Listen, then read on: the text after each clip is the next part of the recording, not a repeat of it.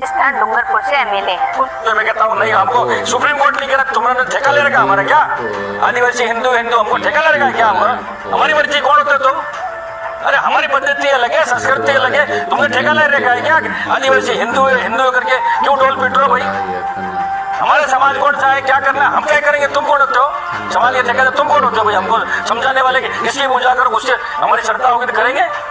उनका कहना बिल्कुल सही है।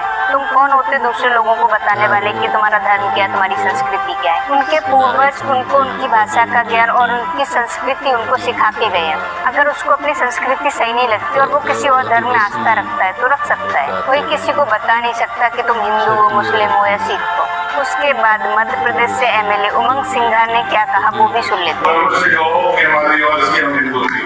सालों पहले बनाई, उसमें क्या स्थिति रही, क्या अनुवाद रहा, आप सब जानते हैं।